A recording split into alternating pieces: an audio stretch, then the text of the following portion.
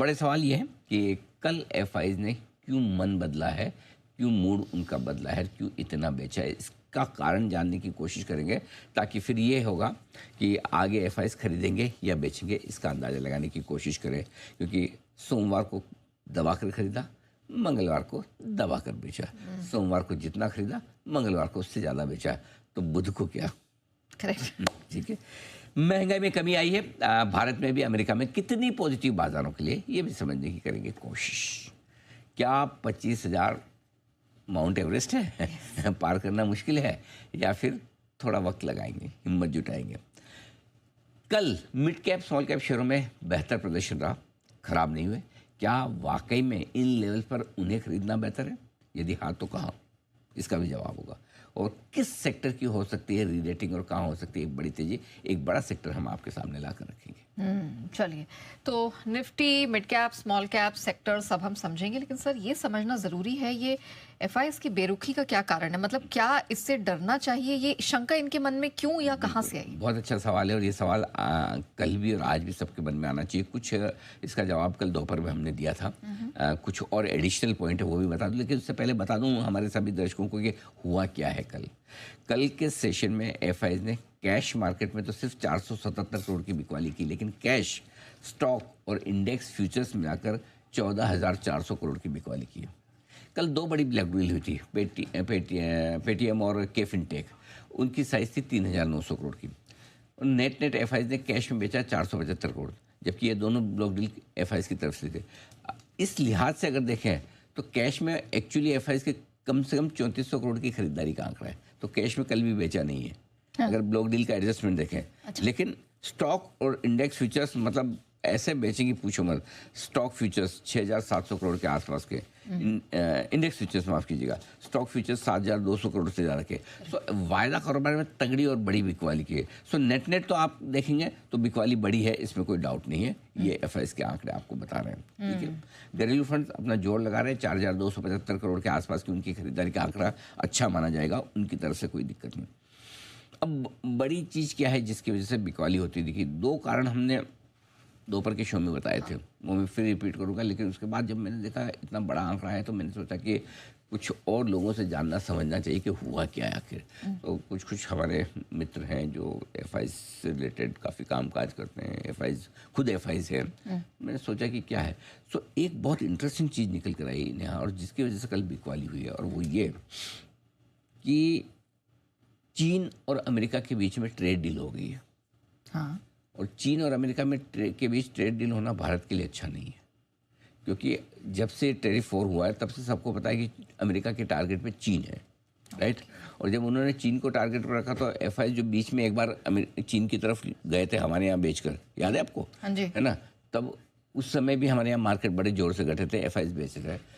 लेकिन जब से ये टैरिफ वॉर शुरू हुआ सब वापस आ गया, भाई चीन वीन में नहीं रहा। एफआईएस ने भी इसे सोचा नहीं कि टैरिफ वॉर पर चीन के साथ डील इतनी जल्दी और इतनी आसानी से हो जाएगी। ओके। तो कहीं न कहीं वो एफआईएस जिनको चीन और भारत के बीच में पैसा लगाने के मामले में सोचना है कि मैं कहाँ रखूँ, तो उनको थोड़ा अब लगता है कि चीन में एक्सपोजर बढ़ाने का मन है। अच्छा। हाँ। दूसरा ये कि कुछ एफआईएस ये भी सोचते कि अगर ये टैरिफ वॉर वाला मामला लंबा चलता चीन के साथ अमेरिका का, तो भारत को बहुत ज़्यादा फायदा होता, जो शायद अब ना हो या लिमिटेड ही हो, कम हो, राइट। सो ये एक बदलाव एफआईएस की सोच में आया जो कल, जिसकी वजह से कल बिका। अब आप ये कह सकते हो कि डील तो परसों होने की भी बात थी। हाँ, मेरा वही सवाल। हाँ, मेरे को पता है आपका मन में पढ़ लेता हूँ। तो परसों भी तो जब हम थे तो यही बात थी, सोमवार को भी। तो फिर सोमवार को क्यों नहीं? हाँ। बराबर है। उसका रीज़न ये कि सोमवार को बढ़ने का सबसे बड़ा कारण टैरिफ वॉर खत्म होना नहीं था। हाँ।